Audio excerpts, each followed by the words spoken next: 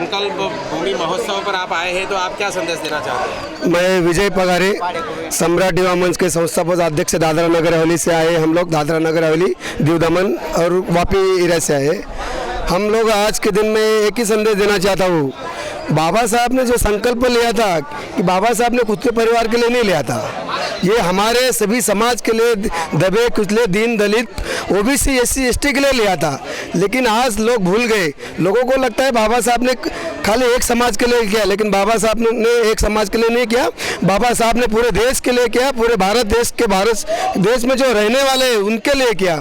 अब मैं आज के देश में बोलना चाहता हूँ कि आज संकल्प दिन के अवसर पर पूरे बड़ौदा में पूरी भीड़ इतनी होनी चाहिए थी कि पैर रखने के लिए जगह नहीं होनी चाहिए थी, लेकिन आज लोगों ने बाबा साहब को भी जाति पाति में बांट दिया।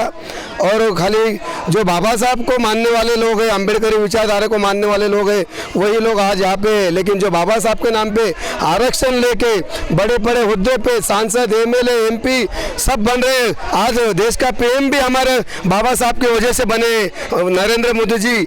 ऐसे लोगों को भी आना चाहिए यहाँ पे, लेकिन लोग खाली बाबा साहब को जाति में बांट के एक समाज के नाम पे लोग राजकारण करते हैं। जो सही में समाजकारण करना चाहिए वो नहीं करते। बड़ी दुख की बात होती है कि बाबा साहब ने जो महिलाओं के लिए अधिकार दिया, जो दीन दलितों के लिए अधिकार दिया, जो आदिवासी को अधिकार दिया, वो खाली लोग अधिकार लेके घर में बैठ गए। जैसे बाबा साहब ने बोला था, मुझे पढ़े लिखे लोगों नहीं धोखा देगा, वो बात सही हो रही है। आज कोई दिख रहा है पढ़े लोगों को, बड़ा अधिकारी कोई दिखता है यहाँ पे? खाली सामान्य परिवार से, गरीब परिवार से लोग बाबा साहब को नमन करने के लिए आते हैं। मैं वही पढ़े लिखे लोग को बोलना चाहता हूँ, बाबा साहब ने बोला था मेरा एक आईएएस अधिकारी 100 आईएएस अधिकारी बनाना चाहिए, लेकिन वो खाली अपना परिवार के लिए कर रहा है ना, वो तो रिश्तेदार को भी नहीं कुछ करता है, खाली परिवार। मेरे वो मराठी में कहीं माझीच बायको माझीच गाड़ी, माझ्याच बायकोची गोल गोल साड़ी, ऐसी बात हो गई। तो थोड़ा हिंदी में भी बता दो। नहीं, बाबा साहब में लोग का अभी क्या है, कहावत है, मेरी बीबी मेरा बच्चा, मेरी गाड़ी और मेरी बीबी भी गोल गोल साड़ी, ऐसी ये काम हो गया। खाली लोग परिवार में गुम हो गए और बाबा साहब का खाली जयंती आ गया, जय भीम, महापरिवार निर्माण आ गया, जय भीम, और संकल्प दिन आ गया, जय भीम। बाद में साल भर हम सब भूल जाते हैं और वोटिंग के टाइम 500,000 मिल जाते, दारू बकरा मिल जाते, वहाँ पे बिक जाते। लेकिन जो हमारे समाज के लिए काम करता है, हमारा समाज बाबा साहब के नाम का पक्ष का जो काम करता है, उसको कोई वोटिंग नहीं करता है, ना उसको कोई सपोर्ट करता है।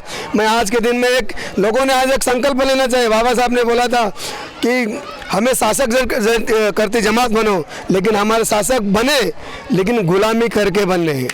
आज गुलामी की तरह संसद में बैठे, गुलामी की तरह विधानसभा में बैठे, कोई समाज के लिए आवाज़ उठाने के लिए कोई तैयार नहीं है। उठाएगा तो उसके ईडी सीडी भी लगा देंगे या उसको पार्टी से निकाल देंगे। यही हमारे देश में चल रहा है, जो सच बोलेगा उसके पीछे ईडी लगा दो या फिर उसका रोजी रोटी छीन लो।